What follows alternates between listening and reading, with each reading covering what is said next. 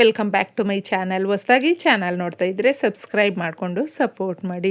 ವಾರಾಹಿ ದೇವಿಯ ಆಶೀರ್ವಾದ ಎಲ್ಲರ ಮೇಲೂ ಇರಲಿ ಅಂತ ವಿಡಿಯೋ ಪ್ರಾರಂಭ ಮಾಡ್ತಾ ಇದ್ದೀನಿ. ಮಾರ್ಗಶಿರ ಮಾಸದ ಗುರುವಾರಗಳಿಗೆ ತುಂಬ ವಿಶೇಷತೆ ಇರುತ್ತೆ. ನಮ್ಮ ಪುರಾಣ ಶಾಸ್ತ್ರಗಳ ಪ್ರಕಾರದಲ್ಲಿ ಮಾರ್ಗಶಿರ ಮಾಸ ಅನ್ನುವಂಥದ್ದು ಶ್ರೀ ಮಹಾವಿಷ್ಣುವಿಗೆ ತುಂಬ ಇಷ್ಟವಾಗಿರುವಂಥ ಮಾಸ ಅಂತ ಮಹಾವಿಷ್ಣುವೇ ತಿಳಿಸಿಕೊಟ್ಟಿರುವಂಥದ್ದು. ಈ ಮಾಸದಲ್ಲಿ ಬರುವಂಥ ಗುರುವಾರಗಳು ಶ್ರೀ ಮಹಾಲಕ್ಷ್ಮಿ ಪ್ರಸನ್ನಗೊಳ್ತಾಳೆ. ನಮ್ಮ ಸಮಸ್ಯೆಗಳನ್ನು ಬಗೆಹರಿಸಿ ತಾಯಿಯ ಅನುಗ್ರಹ ಅನ್ನೋದು ಈ ಮಾರ್ಗಶಿರ ಮಾಸದ ಗುರುವಾರದ ದಿನಗಳಲ್ಲಿ ಯಾರೆಲ್ಲ ಭಕ್ತಾದಿಗಳು ಈ ಪೂಜೆಗಳನ್ನು ಹಾಗೂ ಈ ಪರಿಹಾರಗಳನ್ನು ಮಾಡ್ಕೊಳ್ತಾರೆ ಅವರಿಗೆ ಉತ್ತಮವಾದಂಥ ಒಂದು ಆಶೀರ್ವಾದ ಅನ್ನುವಂಥದ್ದು, ಸುಖ ಸಂತೋಷ ಅನ್ನುವಂಥದ್ದು ತಾಯಿ ಕರುಣಿಸ್ತಾಳೆ ಸ್ನೇಹಿತರೆ. ಯಾಕಂದರೆ ಗುರುವಾರಕ್ಕೆ ಅಷ್ಟೊಂದು ಪ್ರಾಮುಖ್ಯತೆ ಇರೋದರಿಂದ ತಪ್ಪದೆ ಗುರುವಾರದ ದಿನ ನಾವು ಯಾವುದೇ ಕಾರಣಕ್ಕೂ ಅಷ್ಟೇ ಮನೆಯನ್ನು ಒರೆಸುವಾಗ ಅರಿಶಿಣ ಹಾಗೂ ಕಲ್ಲುಪ್ಪನ್ನು ಬಳಸೋದಕ್ಕೆ ಹೋಗಬೇಡಿ. ಈ ದಿನವನ್ನು ಬಿಟ್ಟು ನೀವು ಬೇರೆ ದಿನಗಳಲ್ಲಿ ಹಾಕಿಬಿಟ್ಟು ಮನೆಯನ್ನು ಒರೆಸ್ಕೊಳ್ಳಿ. ಇನ್ನು ಮುಖ್ಯವಾಗಿ ಮನೆ ಒರೆಸ್ಕೊಂಡಾದ್ಮೇಲೆ ಏನು ಮಾಡಬೇಕು ಅಂದರೆ ಅರಿಶಿಣದ ನೀರಿರುತ್ತಲ್ವ, ಸ್ವಲ್ಪ ನೀವು ಅರಿಶಿಣವನ್ನು ಪಚ್ಚ ಕರ್ಪೂರದ ಜೊತೆ ಬೆರೆಸ್ಬಿಟ್ಟು ಶುದ್ಧವಾದಂಥ ನೀರನ್ನು ತಗೊಂಡು ಸ್ವಲ್ಪ ಮಿಕ್ಸ್ ಮಾಡಿ ನಿಮ್ಮ ಮನೆಯ ಗೋಡೆಗಳು ಮೂಲೆಗಳಲ್ಲಿ ಪ್ರತಿ ಮೂಲೆಯಲ್ಲೂ ಕೂಡ ನಿಮ್ಮ ವಾಲ್ಸ್ಗೆಲ್ಲವೂ ಕೂಡ ಇದನ್ನು ಪ್ರೋಕ್ಷಣೆ ಮಾಡಿ. ಆಗ ಇರುವಂಥ ಆ ನೆಗೆಟಿವ್ ಏನಿರುತ್ತೆ, ಸಮಸ್ಯೆಗಳೇನಿರುತ್ತೆ ಅದನ್ನು ತೀರಿಸುವಂಥ ಶಕ್ತಿ ಅರಿಶಿಣದ ನೀರಲ್ಲಿ ತಪ್ಪದೇ ಇರೋದರಿಂದ ಅದರ ಜೊತೆ ಗುರುಬಲ ಹೆಚ್ಚಾಗೋದಕ್ಕೆ ಮಾಡಿಕೊಳ್ಳುವಂಥ ಈ ಪರಿಹಾರಗಳನ್ನು ಮಿಸ್ ಮಾಡ್ಕೊಳ್ಳೋದಕ್ಕೆ ಹೋಗಬೇಡಿ. ಗುರುವಾರ ಗುರುಬಲ ಜಾಸ್ತಿ ಆಗುತ್ತೆ ಈ ಪರಿಹಾರಗಳನ್ನು ನೀವು ಮಾಡಿಕೊಂಡಾಗ. ಮುಖ್ಯವಾಗಿ ಸ್ನೇಹಿತರೆ, ಎಷ್ಟೋ ಜನ ಲಕ್ಷ್ಮೀ ದೇವಿಯ ಪೂಜೆಯನ್ನು ಗುರುವಾರದ ದಿನ ಮಾಡ್ಕೊಳ್ತೀವಿ. ತಪ್ಪದೆ ನೀವೇನು ಮಾಡಬೇಕು ಅಂದರೆ ಈ ಪರಿಹಾರವನ್ನು ಮಾಡುವಾಗ ನಂಬಿಕೆಯಿಂದ ಮಾಡ್ಕೊಳ್ಬೇಕು. ಗುರುವಾರ ಸಾಕಷ್ಟು ಜನ ಕಲ್ಲುಪ್ಪನ್ನು ತಗೊಂಡು ಬರಬಹುದಾ ಅಂತ ಕೂಡ ಕೇಳ್ತಾರೆ. ಶುಕ್ರವಾರ ಹಾಗೂ ಗುರುವಾರ ಒಂದು ಕಲ್ಲುಪ್ಪಿನ ಪ್ಯಾಕೆಟನ್ನು ಮನೆಗೆ ಕೊಂಡ್ಕೊಂಡು ಬರೋದು ತುಂಬಾ ಒಳ್ಳೆಯದು.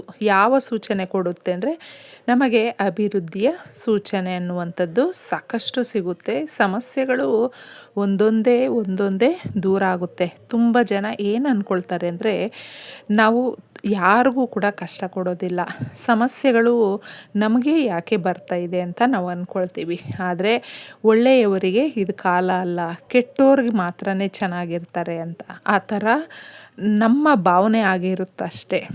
ಒಳ್ಳೆಯವರಿಗೆ ಎಷ್ಟೇ ಕಷ್ಟ ಬಂದರೂ ಕೂಡ ಭಗವಂತನು ಕೈ ಹಿಡಿತಾನೆ ಸ್ನೇಹಿತರೆ. ಆದರೆ ಕೆಟ್ಟೋರಿಗೆ ಸಮಯ ನಿರ್ಧಾರ ಮಾಡುತ್ತೆ, ಅವ್ರಿಗೆ ಯಾವುದೇ ರೀತಿಯಾದಂಥ ಸಹಾಯಗಳು ಸಿಗೋದಿಲ್ಲ. ಅಷ್ಟೊಂದು ಅನ್ಯಾಯ ಮಾಡಿ ಇರ್ತಾರೆ, ನಮಗೆ ಅದರಿಂದ ನೋವಾಗಿದೆ ಅಂತ ಎಷ್ಟೋ ಜನ ನಮಗೆ ಗೊತ್ತಿರುವಂಥವರಾಗಿರಬಹುದು, ಯಾರೇ ಆಗಿರಬಹುದು, ತುಂಬ ಶತ್ರುಗಳ ರೀತಿಯಲ್ಲಿ ನಡ್ಕೊಳ್ತಾರೆ ಅಂತಂದ್ಬಿಟ್ಟು ಕೆಲವೊಬ್ಬರು ಮನಸ್ಸಿಗೆ ತುಂಬ ಕಷ್ಟವನ್ನು ಮಾಡ್ಕೊಳ್ತಾರೆ. ಆದರೆ ಭಗವಂತನಿಗೆ ಬಿಟ್ಬಿಡಿ. ಯಾರು ಎಷ್ಟೇ ಅನ್ಯಾಯ ಮಾಡಿದ್ರು, ಎಷ್ಟೇ ಕಷ್ಟ ಕೊಟ್ಟಿದ್ರು, ಯಾವುದೇ ರೀತಿಯಾದಂಥ ಕಣ್ಣೀರು ಆಗ್ತಾ ಇದ್ದರೂ ಕೂಡ ನೀವು ಈ ಪರಿಹಾರಗಳನ್ನು ಮಾಡ್ಕೊಳ್ಳಿ. ಇದಕ್ಕೆ ಬೇಕಾಗಿರುವಂಥದ್ದು ರಾತ್ರಿ ನೀವು ತಪ್ಪದೆ ಎಲ್ಲ ರೀತಿಯ ಪೂಜೆ ಪುನಸ್ಕಾರಗಳನ್ನು ಮಾಡಿಕೊಂಡಾದಮೇಲೆ ಸುಲಭ ವಿಧಾನದಲ್ಲೇ ಈ ಪರಿಹಾರವನ್ನು ಮಾಡಿಕೊಳ್ಬಹುದು. ಯಾವ ರೀತಿ ಅನ್ನೋದು ಇಲ್ಲಿ ತಿಳಿಸ್ತೀನಿ. ಇದಕ್ಕೆ ಬೇಕಾಗಿರುವಂಥದ್ದು ಸಾಸುವೆ ಅನ್ನುವಂಥದ್ದು ಶತ್ರುಗಳು ನಮಗೇನಾದರೂ ಕುತಂತ್ರ ಮಾಡ್ತಾಯಿದ್ರೆ, ನಮ್ಮ ಬಗ್ಗೆ ಕೆಟ್ಟದ್ದಾಗಿ ನಡ್ಕೊಳ್ತಾ ಇದ್ದರೆ ಎಲ್ಲವನ್ನು ಹಿಂತಿರುಗಿಸಿ ಕೊಡುವಂಥ ಶಕ್ತಿ ಸಾಸುವೆಗಿದೆ. 5 ರೂಪಾಯಿ ಕಾಯಿನ್ ಬಂದು ಲಕ್ಷ್ಮಿಯ ಸಂಕೇತ. ಲಕ್ಷ್ಮೀ ದೇವಿಯನ್ನು ಒಲಿಸ್ಕೊಳ್ಳಲು ಐಶ್ವರ್ಯವನ್ನು ನಾವು ತಾಯಿಯ ಹತ್ರ ಕೇಳ್ತಾ ಇದ್ದೀವಿ. ದುಡ್ಡು ಕಾಸು ಸಂಪತ್ತು ಎಲ್ಲವೂ ಬೇಕು ಅನ್ನೋದಕ್ಕೆ 5 ರೂಪಾಯಿ ಕಾಯಿನು ಬೇಕಾಗಿದೆ. ನಮ್ಮ ಮನೆಯಲ್ಲಿ ಯಾವುದೇ ಶುಭ ಕಾರ್ಯಗಳನ್ನು ಮಾಡಬೇಕು ಅಂದರೂ ತಾಯಿಯ ಆಶೀರ್ವಾದ ಬೇಕು ಅನ್ನೋದಕ್ಕೆ ಕುಂಕುಮ ಬಳಸ್ಕೊಳ್ತೀವಿ. ಇನ್ನು ಅರಿಶಿಣ ಬಂದು ಗುರುಬಲವನ್ನು ಜಾಸ್ತಿ ಮಾಡುತ್ತೆ. ಗುರುಬಲ ಒಬ್ಬ ಮನುಷ್ಯನಿಗೆ ಎಷ್ಟು ಮುಖ್ಯ, ಎಷ್ಟು ಪ್ರಾಮುಖ್ಯತೆ ಅಂತ ಹೇಳಿದ್ರೆ ಕೆಲಸಗಳು ಸಿಗುತ್ತೆ, ನಿಂತಿರುವ ಕೆಲಸಗಳಾಗುತ್ತೆ, ದುಡ್ಡು ಕಾಸು ಜೋರಾಗಿ ಬರುತ್ತೆ. ಆ ಮನುಷ್ಯನಿಗೆ ದುಡ್ಡು ಕಾಸು ಅನ್ನುವಂಥ ಕೊರತೆ ಇರೋದಿಲ್ಲ. ಗುರುಬಲ ಇದ್ದಾಗ ಆ ಮನುಷ್ಯನ ಜೀವನದಲ್ಲಿ ಎಲ್ಲ ರೀತಿಯಾದಂಥ ಸುಖ ಸಂತೋಷ ತುಂಬಿರುತ್ತೆ. ಒಂದು ಬೌಲನ್ನು ತಗೊಳ್ಳಿ, ನೀವು ಸಾಧ್ಯ ಆದರೆ ಈ ದಿನ ಕಲ್ಲುಪ್ಪನ್ನು ತಗೊಂಡು ಬಂದು ಹೊಸದಾಗಿ ತಗೊಂಡು ಬನ್ನಿ.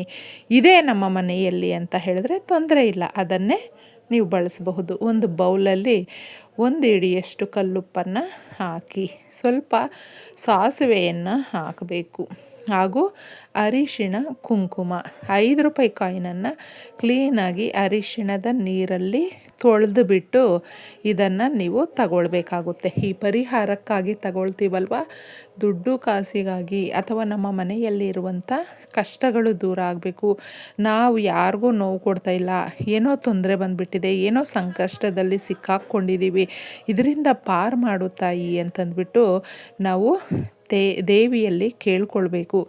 ಈ ರೀತಿ ಮಾಡಿಬಿಟ್ಟು ನೀವು ದೇವ್ರ ಮನೆಯಲ್ಲಿ ಇಡಿ, ಇಲ್ಲ ಅಂದರೆ ನಿಮ್ಮ ಅಡುಗೆ ಮನೆಯಲ್ಲಿ ಇಡಬೇಕು. ಈ 2 ಜಾಗದಲ್ಲಿ ರಾತ್ರಿ ಈ ಪರಿಹಾರವನ್ನು ಮಾಡಿಕೊಳ್ಳಿ. ಇದನ್ನು ಮಾರನೆಯ ದಿನ ತೆಗೆದುಬಿಟ್ಟು 5 ರೂಪಾಯಿಯನ್ನು ಮಾತ್ರ ಯಾರಿಗಾದರೂ ದಾನ ಮಾಡಿ. ಸಾಕಷ್ಟು ನಾವು ಎಷ್ಟೋ ಕಳ್ಕೊಂಡಿರ್ತೀವಿ. ಈ ರೀತಿ ಮಾಡಿ ಪರಿಹಾರವನ್ನು 5 ರೂಪಾಯಿ ದಾನ ಕೊಟ್ಟಾಗ ನಮಗೆ ಜಾಸ್ತಿ ದುಡ್ಡು ಬರುತ್ತೆ, ಜಾಸ್ತಿ ಸಂತೋಷ ಅನ್ನೋದು ಸಿಗುತ್ತೆ. ಈ ಪರಿಹಾರವನ್ನು ಮಾಡಿಕೊಳ್ಳಿ. ಇನ್ನು ನಮ್ಮ ಮನೆಯಲ್ಲಿ ದುಡ್ಡು ನಿಲ್ತಾ ಇಲ್ಲ, ಆದಾಯ ಹೆಚ್ಚಾಗಬೇಕು, ಕೈಗೆ ಜಾಸ್ತಿ ಬಲ ಬರಬೇಕು, ದುಡಿಯುವಂಥ ಶಕ್ತಿ ಭಗವಂತನೂ ಕೊಡಬೇಕು. ಮನೆಯಲ್ಲಿ ಯಾರು ದುಡಿತಾ ಇರ್ತಾರೆ ಆ ಮನೆಯಲ್ಲಿ ಇರುವಂಥ ಗಂಡು ಮಕ್ಕಳಾಗಿರಬಹುದು, ಅವ್ರಿಗೆ ಒಂದು ಬಲ ಅನ್ನೋದು ಬೇಕು, ದೈವಿಕ ಶಕ್ತಿ ಅನ್ನೋದು ಆ ಮನೆ ಮೇಲೆ ಇರಬೇಕು, ಮನೆಯಲ್ಲಿರುವಂಥ ಸದಸ್ಯರಿಗೆ ಇರಬೇಕು ಅಂತ ನಾವು ಬಯಸ್ತಾ ಇರ್ತೀವಿ. ಅಂತಹವರು ಒಂದು ಬೌಲಲ್ಲಿ 1 ಹಿಡಿ ಕಲ್ಲುಪ್ಪನ್ನು ಹಾಕಿ ನೀವು 11 ರೂಪಾಯಿ ಅಥವಾ 21 ರೂಪಾಯಿ ಇದರಲ್ಲಿ ಇಟ್ಬಿಟ್ಟು ನೀವು ದೇವ್ರ ಮನೆಯಲ್ಲಿ ಇಟ್ಬಿಡಿ. ಈ ರೀತಿ 3 ದಿನ ಮಾಡ್ಕೊಳ್ಳಿ ಸ್ನೇಹಿತರೆ. 3 ದಿನ ಕದಲಿಸ್ಬಾರ್ದು, ದೇವ್ರ ಮನೆಯಲ್ಲೇ ಇರಬೇಕು. ಈ ರೀತಿ ಮಾಡಿದಾಗ ಆ ದುಡ್ಡು ಕಾಸಿಗೆ ಕೊರತೆ ಯಾವ ರೀತಿ ಬಂದಿರುತ್ತೋ ಹಾಗೆ ಹೊರಟೋಗ್ಬಿಡುತ್ತೆ. ನಮ್ಮ ಮನೆಗೆ ದುಡ್ಡು ಅಂತ ಯಾವುದೋ ಒಂದು ರೂಪದಲ್ಲಿ ಧನಾಕರ್ಷಣೆ ಆಗುತ್ತೆ, ಧನದ ಮಳೆಯೇ ಅಂತ ಹೇಳ್ತೀವಿ ನೋಡಿ, ಆ ಥರ ಬರುತ್ತೆ. ಅಷ್ಟೊಂದು ಈ ಒಂದು ಪವರ್ ಇರುವಂಥ ವೆರಿ ಪವರ್ಫುಲ್ ಅಂತಲೇ ಹೇಳಬಹುದು. ಈ ಪರಿಹಾರವನ್ನು ಮಾಡಿಕೊಂಡಾಗ ನೀವು ತಪ್ಪದೆ 3 ದಿನ ಆದಮೇಲೆ ಅದರಲ್ಲಿರುವಂಥ ದುಡ್ಡನ್ನು ತಗೊಂಡು ಯಾವುದಾದ್ರೂ ನೀವು ಬೆಲೆ ಬಾಳುವಂಥ ವಸ್ತುಗಳು ತಗೊಳ್ತೀರಾ ಅಂತ ಹೇಳಿದ್ರೆ ಆ ವಸ್ತುಗಳ ಜೊತೆ ತಗೊಳ್ಳುವಾಗ ಇದನ್ನು ಇಟ್ಬಿಟ್ಟು ನೀವು ಅದರ ಜೊತೆ ಖರ್ಚು ಮಾಡಬಹುದು. 3 ದಿನ ಇಟ್ಕೊಳ್ಳಿ ನಿಮ್ಮ ಹತ್ರ. ತದನಂತರ ನೀವು ಏನಕ್ಕಾದರೂ ಉಪಯೋಗಕ್ಕೆ ಬರುವಂಥ ಕೆಲಸಗಳಲ್ಲಿ ಬಳಸ್ಕೊಳ್ಳಿ. ಕಲ್ಲುಪ್ಪನ್ನು ಕರಗಿಸ್ಬಿಟ್ಟು ಎಲ್ಲಾದರೂ ಹಾಕ್ಬಿಡಿ. ಇಷ್ಟೇ ಸುಲಭವಾಗಿ. ಎಲ್ರಿಗೂ ಒಳ್ಳೆಯದಾಗಲಿ.